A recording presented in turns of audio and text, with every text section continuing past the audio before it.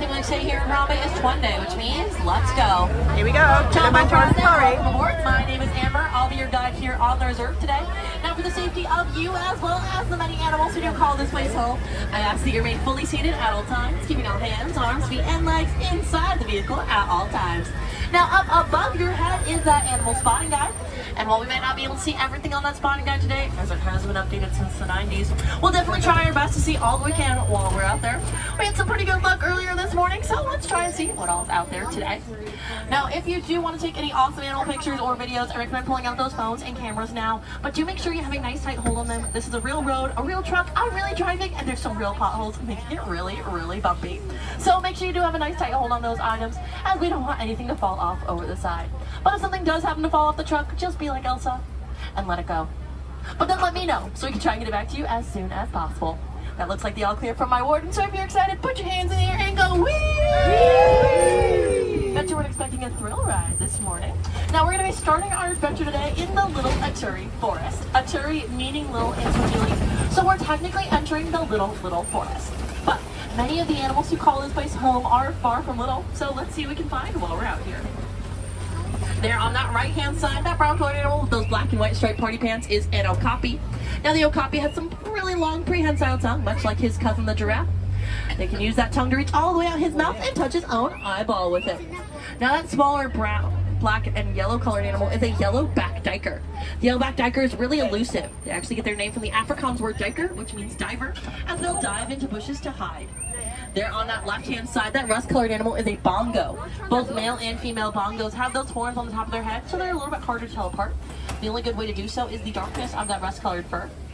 Now, bongos will use that rust color and their white stripes to help blend in with the foliage around them, giving them the nicknames the ghosts of the forest.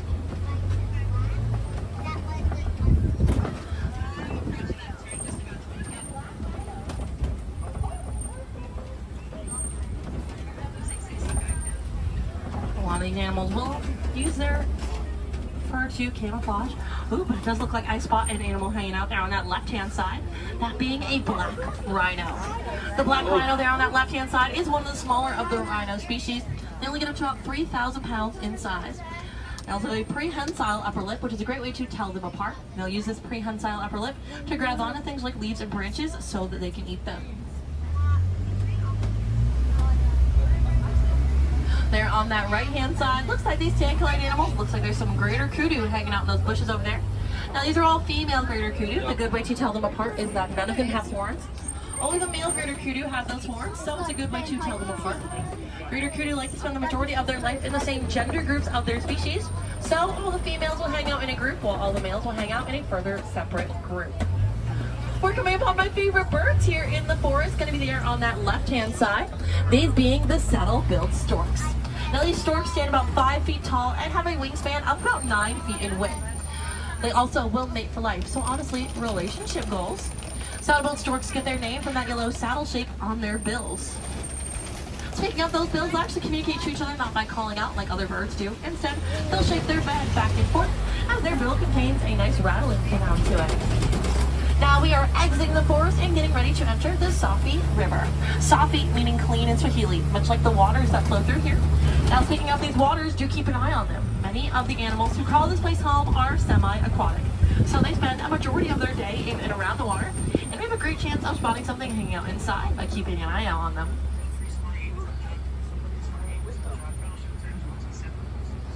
Now there on that right-hand side, down on those islands, those big white birds are pink-backed pelicans. Pink-backed pelicans get their name from the pink skin along their backside, as well as the pink color that their bill takes on during mating season. They also get this pink color to their bill when they're happy or excited, not like these birds are blushing. Pink-backed pelicans are migratory birds, so they'll come back to the same spot they were born to lay their own eggs, doing so in groups of about 500 pairs at one time. Looks like there on that left-hand side is a group of Nile hippopotamuses. A group of hippos is known as a bloat. These hippos can hold their breath for several minutes at a time underwater and even sleep while fully submerged. They're able to do so by subconsciously coming up for air and sinking all the way back down to the bottom without needing to wake up. Hippos are herbivores, so they'll travel about 6 miles every single night to eat the grasses along the riverbed. Hippos actually get their name from the Latin word hippopotamus, which means river horse. This is based on the fact that these hippos actually don't like to swim. Instead, they'll gallop along the bottom of the water because swimming takes a lot of energy. There's no point in these hippos wasting all that energy though, when they can just hold their breath and take a nice leisurely stroll. Looks like there's some more hippos hanging out near those waterfalls down there on that left-hand side, down near that rock wall. But also on this left-hand side, looks like there's some Nile crocodiles hanging out. Nile crocodiles are the largest living reptiles in the world. They get about 16 feet in length. They're cold-blooded animals, so they'll bask in the sunshine, help increase their body temperature. When they get a little bit too warm, they'll actually open their mouth big and wide, like the one over there on that left-hand side is doing, to help themselves cool down, and they're able to let the excess heat evaporate off of their mouth. Now we're getting ready to exit the river, and we're getting ready to enter the savannah. The savannah is home to many unique species of both plants and animals due to the unique structure of the savannah ecosystem. It's not quite dry enough to be considered a desert, not quite wet enough to be considered a wetland either.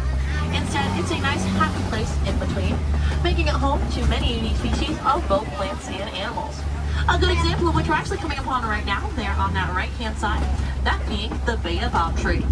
Now these baobab trees do look a little bit funny, a lot like their roots were planted right upside down. That's due to the fact that up to 9 months out of the year, these trees don't have any leaves on their branches, giving them the nicknames the upside-down trees. Baobab trees are super important to the savannah ecosystem as they do hold large amounts of water, and many animals will actually dig at the roots of those trees to get the water found inside, giving them the nicknames the trees of life.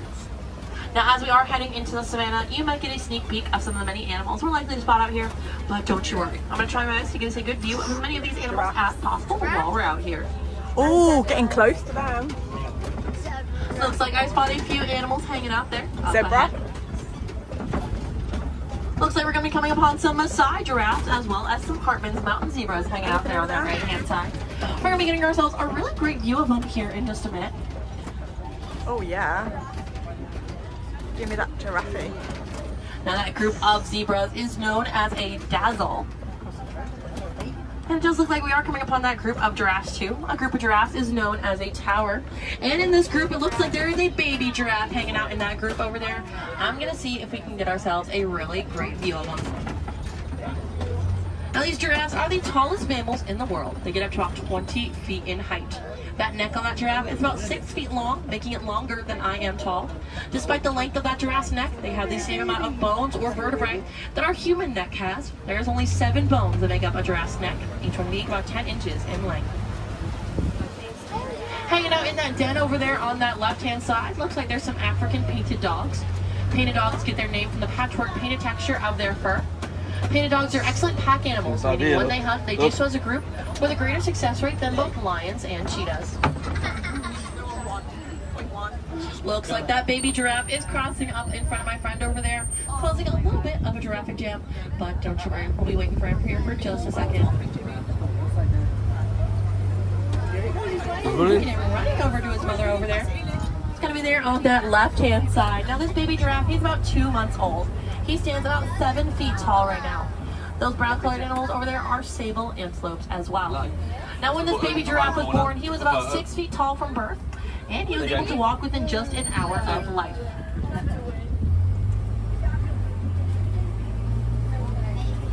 Now these giraffes will actually give birth while fully standing. That means that baby giraffe had a nice 6-foot drop directly to the ground, and I thought Tower of Terror was scary. Now these giraffes have a super long tongue too. A giraffe's tongue is about 18 to 22 inches in length, from the tip of our middle finger down to our elbow. Giraffes can use this tongue of theirs to reach all the way out and grab onto things like leaves and branches so that they can eat those. Giraffes actually spend about 20 hours every single day eating food, so they only get about 30 minutes a day for sleep. When these giraffes do sleep, they'll actually sleep fully standing upright too, because if they were laid down, it takes a lot of effort to get back up off the ground. Looks like there's another giraffe there on that left-hand side too. Now these giraffes have ossicones, or horns, on the top of their head. Those ossicones are used predominantly by the male giraffes to assert dominance over each other. They'll hit these horns into each other's neck through a move called necking. Now we were getting ourselves a really good view of that dazzle up ahead. They're going to be there on that right-hand side. Now these zebras, they're able to tell each other apart based actually on these stripes of theirs. These stripes are incredibly unique to each and every single zebra, not like our own fingerprints. So they use them to identify each other. When a baby zebra is born, it's able to fully recognize its mother based only on her stripe pattern after just an hour of life. Also, when a baby zebra is born, its legs are the same exact length of a full-grown adult zebra's immediately after birth. So, they look a little bit different from those full-grown adult zebras from the size of their head and torso. Ooh, looks like we're coming upon some antelopes there on that left-hand side. These tan-colored animals are elands. These elands stand about 6 feet tall to their shoulder. They have what's known as a dewlap. That dewlap is that flap of skin at the bottom of their neck that helps them stay cool. Zebras also have this dewlap, except on them it's not as pronounced. Now these elands also have tendons that slip over their knee that produce a nice clicking sound whenever they walk, sounding a lot like me whenever I walk. But for these elands, that clicking sound is really important for them. Helps them differentiate each other's territories, so if another eland hears a clicking sound that they don't recognize, they know to stay far away. There on that right-hand side, up on that hill, are some springbok. Those springbok are those smaller, more colored animals. They stand about 3 feet tall and get up to about 40 pounds in size, making them the smallest of the antelope species. But don't let that size fool you. They're able to do a move called pronking. They're able to jump 6 feet up into the air and 13 feet across, meaning they could jump up and through the safari truck if they really wanted to.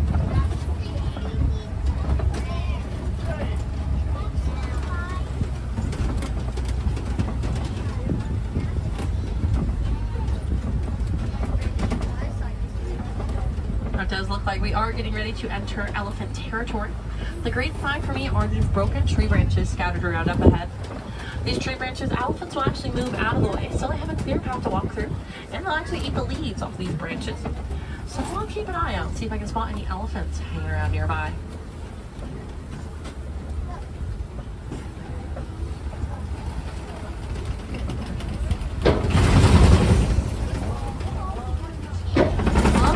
Spot some elephants hanging around. I'm gonna see if I can get us a better view of up here though.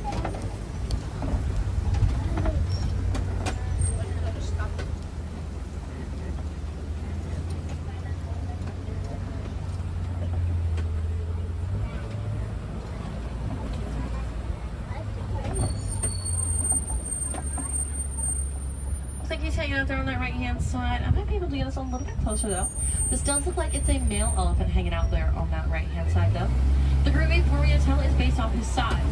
Males are a lot larger than female elephants. Males can get up to about 13,000 pounds in size, while female elephants only get up to about 8,000 pounds. There he is hanging out there on that right hand side. Now, another way I can tell this is a male is the fact that he is hanging out by himself. Males like to hang out mostly by themselves or in solitary once they turn about 13 years old. Or they'll hang out in much smaller batch or groups of about 6 male elephants at one time. Now, elephants, like many other animals here on our reserve, are actually endangered, so it's really important for us to all do our part to help protect them. A good conservation success story is the Bee and Elephant Project. Farmers here in Africa were actually having problems with elephants trampling their crops. But thanks to research, we were able to find that elephants are actually scared of bees. The reason being is that those large ears in the elephant were incredibly sensitive to sound, so the constant buzzing sound the bees produce would actually scare them away. Now, by building fences made out of bee hives and placing them all around the farmers' fields, we were keeping the elephants away from those crops, meaning the farmers had to keep them, and they gained a new color to sell through honey. This greatly helped reduce the human-elephant conflict here in Africa and helped to increase the elephant population. Elephants actually don't have any natural predators. Their only threat is us humans. So it's super important for us to all do our part and help to protect them, so they're hopefully here for many more generations to come. Now there on that right-hand side, looks like there's some tusk marks left over in this clay over here. Now elephants will actually dig into with their tusks and eat this red clay, as it contains essential nutrients and vitamins for survival. Looks like there's some elephants hanging out there on that left-hand side. Many other species of animals will actually dig into this clay too. Now I don't recommend eating clay for us humans though. We can't quite digest it and it doesn't taste that great. I should know. I tried it at breakfast this morning. Would not recommend. Looks like we are coming upon this matriarchal herd there on that left-hand side. This group of females is known as a herd and is led by what's known as a matriarch. The matriarch is the wisest of the female elephants. We're going to see if we can get ourselves a little bit of a better view of them there on that left-hand side. Might be able to also spot that baby elephant hanging out there on that left-hand side too. Now that baby elephant, she's about a year old, so she's only about 1,000 pounds in size and stands about 5 feet tall. For the first 4 years of her life, she'll constantly nurse on her mother. That is, of course, until her tusks start to come in once she turns around 4. Then she'll get a little bit more independence and hang out and see how far she can go. Now these elephants will actually use that trunk of theirs to do a lot, as it has more muscles in it than the entire human body does. There's about 100,000 muscles that make up that trunk. They're able to use that trunk to pick up things like food and water to deposit into their mouth. They'll also pick up dirt to throw in their back to help them stay cool. Now we are approaching a watering hole up ahead, and a lot of animals will actually gather at these watering holes. So we might be able to see something hanging out, like these greater flamingos there on that left-hand side. Now greater flamingos get their pink coloration by eating large amounts of brine shrimp. Brine shrimp contains beta-carotene, which helps reduce this pink pigmentation to their plumage. White flamingos are born, they're actually white or gray in color, but by eating lots and lots of shrimp, they gradually turn more and more pink. A group of flamingos is known as a flamboyance. And these flamingos will also eat. When they eat, they'll actually stick their head completely upside down in that water, as their bill contains a nice filtration system to it. And by holding their bill upside down, they let that filter work, only allowing what they want to go inside of their mouth.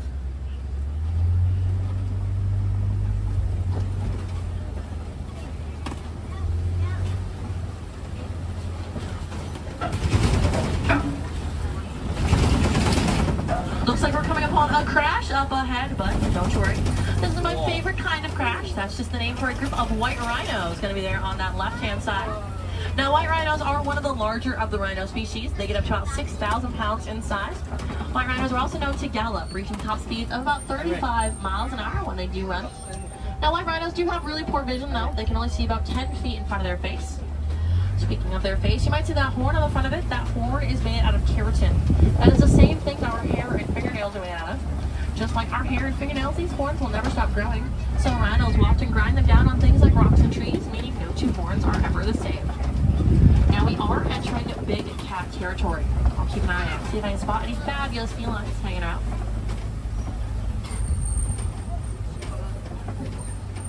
Looks like I spotted a cheetah hanging out there on that left-hand side. She's walking around. We've got a really great view over there on that left-hand side. Now, cheetahs are the only felines in the world to not have fully retractable claws. Instead, they use these claws of theirs a lot like soccer cleats to help push off into the dirt when they run, to help them reach those top speeds of over 60 miles an hour when they do run. Cheetahs also have these black markings underneath their eyes known as tear marks. These tear marks help to absorb the sunlight from going into their eyes to help improve their vision. As cheetahs do hunt primarily during the day, unlike many other big cats, so these markings help them out a lot. Cheetahs also are the only big cat known to purr, and that's how they communicate when they go out hunting. This group of cheetahs is known as a coalition. Now there on this left-hand side, looks like we're coming upon this kopje or rock formation up ahead. This kopje is home to some African lions. Looks like she's sitting up there, perched right there on that left-hand side. That is a female lion up there. The great way for me to tell is that she doesn't have a mane. Only male lions have those manes, so it's a great way to tell them apart. At least, ooh, looks like there's another one hanging out at those rocks too. Now this group of lions is known as a pride. They'll actually claim this kopje or rock formation as their territory, and it acts as a nice perch for them to get a better vantage point of the savanna plains. These lions, when they go out and hunt, will primarily hunt at night, unlike cheetahs. The main reason being is that their vision increases to be 6 times greater than a human's at night. When they do go out and hunt, it's actually these female lions that'll go out and do it, so the males can stay and watch over this kopje, as well as any cubs that the group might have. Now the great way to tell the female lion from the male lion is that mane. Only male lions have those manes. And it actually takes about 4 to 5 years for that mane to fully come in, so it's a great way to also tell how old those male lions are. Speaking of male lions, looks like there's that male hanging out down there. Based off of that mane of his, I can tell he's about 2 years old right now.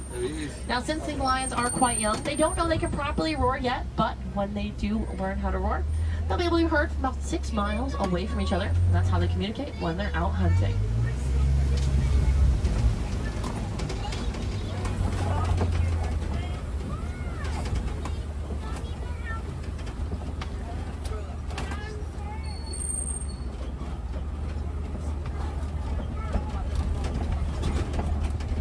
Looks like they're on that left-hand side. There's some ostriches hanging out. The ostrich is the largest bird in the world, hanging out there on that left-hand side, but they are completely flightless. They make up for this fact by being able to reach top speeds of about 43 miles an hour when they run. Ostriches are the largest birds in the world, but they are completely flightless. And this is a female ostrich. The great way for me to tell is that she has gray feathers, while male ostriches have black feathers. Looks like she is hanging out pretty close to those eggs of hers here on that, going to be on that right-hand side. And those ostrich eggs are about 3 pounds in size each, making them about 24 times larger than the standard chicken egg. Those eggs over there on that right-hand side are strong enough to withhold a full-grown human standing on them without them even cracking. Ostriches are also colonial nesters, meaning when one dominant female lays her eggs, the rest will lay their eggs in the same spot, making a clutch like the one we saw back there.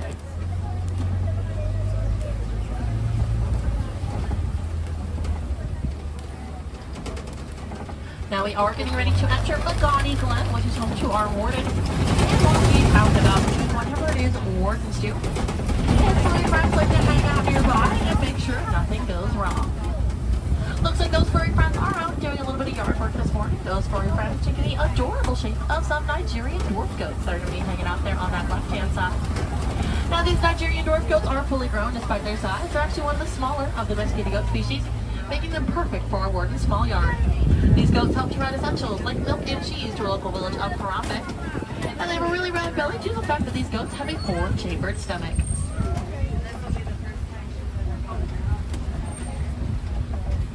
Now here in Harambe, we like to believe that conservation starts with conversation. So if you learned anything new while out on the reserve today, I encourage you to go home and share those fun facts with your friends and family. Because just like you, they might not know those amazing fun facts or would love to see that awesome animal picture you took. Many animals out here on the reserve are actually endangered, like the lions, the giraffes, and even the elephants. But it's super easy for us to all help out and do our part in helping protect them. The easiest way to help out is by simply talking about these animals. Sharing those fun facts helps to raise awareness, or even posting about them on social media helps get the animals out a ton by starting that conversation to help with conservation. Another great way to help out with conservation efforts is by making a donation to a conservation fund, like the Disney Conservation Fund. If you make a donation here at any retail location in the parks today, Disney will actually match your donation dollar for dollar, cent for cent, so every single little bit helps. This conservation fund is super helpful. I'm actually helping right now today with the Elephant Free Project, helping conserve elephants, as well as lions, and even many other animals all throughout Animal Kingdom, like the gorillas that people see will leave big too.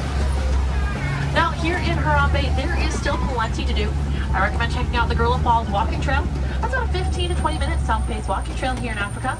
There's a lot of cool animals like to hang out back there, including gorillas. That's also my personal favorite, snake and mole rats. Also here in Africa, we don't like to say goodbye. Instead, it's a little bit too sad, a little bit too final. Instead, we say Kwaghariti, which means to go well. So my friends, I hope you all go well and go wild and enjoy the rest of your day here at Animal Kingdom or wherever the adventure might take you next. My name's been Amber. I'm from 96, South Carolina, like the number. I hope you all had an amazing time on our safari today, and you come back and see us real soon. I've noticed safaris are ever the same, so have a new adventure every single time.